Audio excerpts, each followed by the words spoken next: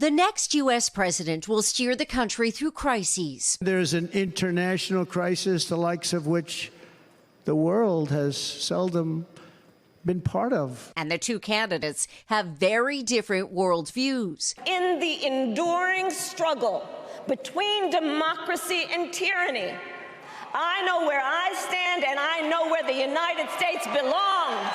Yet one challenge Democrats and Republicans agree on is the strategic threat posed by China, from tariffs to Taiwan, plus the increasing threat of military clashes with the U.S. and its allies in the Indo-Pacific. What keeps you up at night? What worries you most? I know we have the right policy.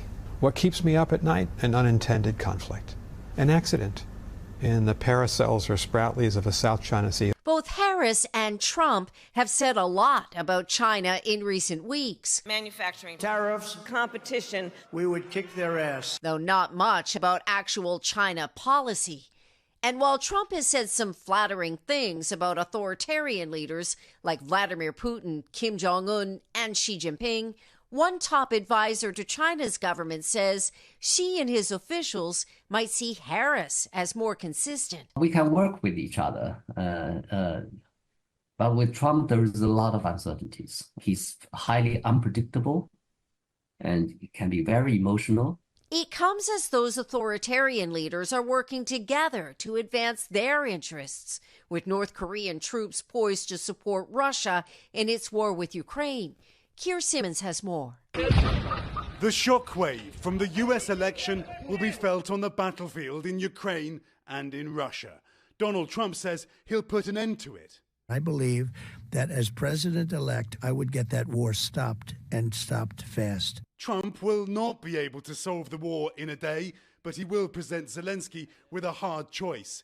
Keep fighting potentially without American support, or agree to less than Ukraine has demanded since the war started in 2022. If Vice President Harris wins, Ukraine will likely face a similar choice, but not so immediate. The war of attrition Russia is fighting will not stop. I will continue to stand with Ukraine, and I will work to ensure Ukraine prevails in this war. Putin telling me recently it's up to the US to set the tone for relations after the election.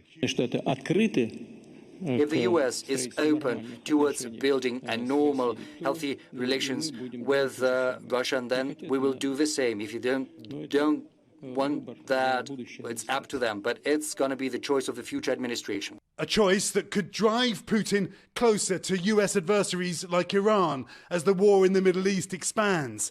Matt Bradley is in Lebanon with more on the region.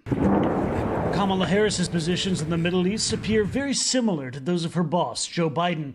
She's repeatedly voiced support for Israel's right to defend itself, but she's shown a bit more public sympathy for the plight of the Palestinians. The scale of suffering is heartbreaking. Trump may be more unpredictable, but he's long been fiercely anti-Iran and pro-Israel. I was the best friend Israel ever had.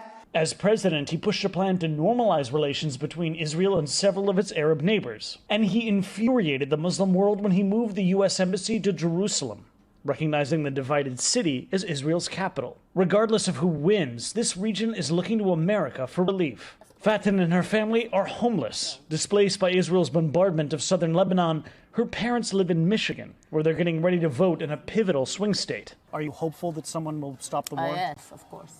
Yeah. And it will be from America, you think, who will stop the war? Kindness is always there. In America? Kindness is always in the heart of every person. Just one among so many millions waiting for the impact the U.S. election will have on them. Janis, Mackey, Frayer, and Kier Simmons and Matt Bradley, thank you very much for your reporting. Coming up in tonight's original Betting Big, where gamblers are putting their money ahead of the election. Thanks for watching. Stay updated about breaking news and top stories on the NBC News app or follow us on social media.